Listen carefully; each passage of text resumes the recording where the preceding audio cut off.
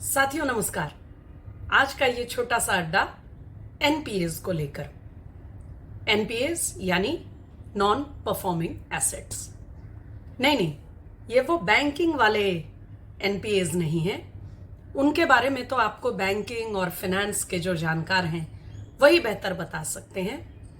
हम बात कर रहे हैं राजनीति में इस्तेमाल किए जा रहे एनपीएस के टर्म की। और ये टर्म प्रचलन में कैसे आया? अभी अभी जब मध्य प्रदेश में सुरेश पचौरी कांग्रेस छोड़कर भाजपा में आ गए, तो कांग्रेस के वरिष्ठ नेता और देश के जाने माने वकील जो अभी अभी राज्यसभा जाने से चूक गए, अभिषेक मनु सिंघवी, उन्होंने कहा कि कांग्रेस पार्टी के जो एनपीएस हैं वो जितनी जल्दी बाहर हो जाएं, उनसे पार्टी को छुटकारा मिल जाए उतना अच्छा है। यानी सुरेश पचौरी को सिंघवी जी ने सिरे से एनपीए डिक्लेयर कर दिया।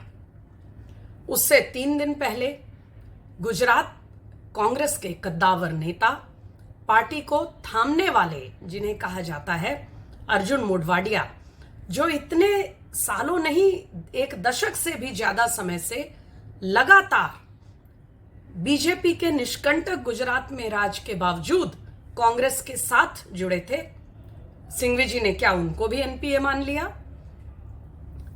मध्य प्रदेश में ही सुरेश पचौरी के साथ कम से कम 8 और प्रदेश के लोग नेता बीजेपी में उनके साथ आए हैं, वो सबके सब एनपीए हैं।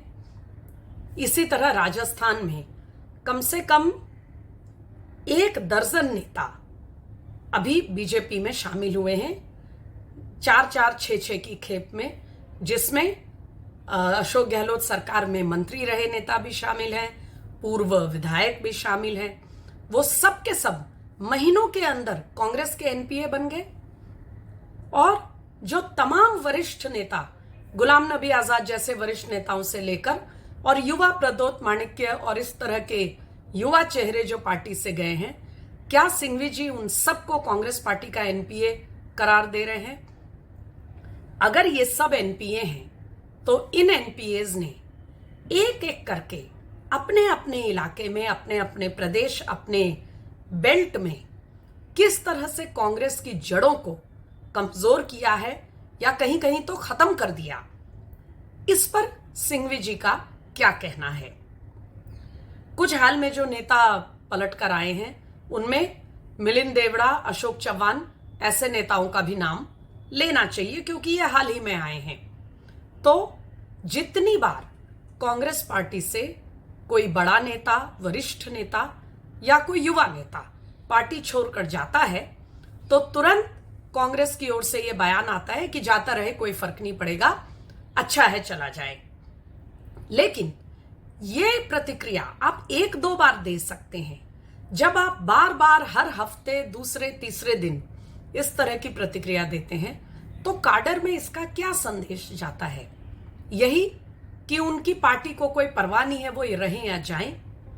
जब इस तरह की प्रतिक्रिया आती है तो क्या आप और जो अंदर में नेता हैं, जो आपकी पार्टी की आइडियोलॉजिकल पोजीशन को लेकर, आपके संगठन का हाल लेकर, तमाम अन्य राजनीतिक कारणों से पार्टी में बहुत सहज नहीं है, क्या आप एक तरह से उनको ढकेल नहीं रहे हैं पार्टी छोड़कर जाने के लिए?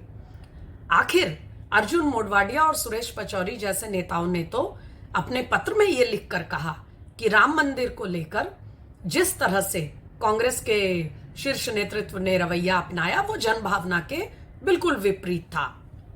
तो सिंघवी जी जिस तरह से सिरे से कांग्रेस पार्टी हर जाने वाले नेता को एनपीए डिक्लेयर कर रही है, ये सोचना होगा कि इससे पार्टी के काडर पर, उसके मनोबल पर क्या असर पड़ता है।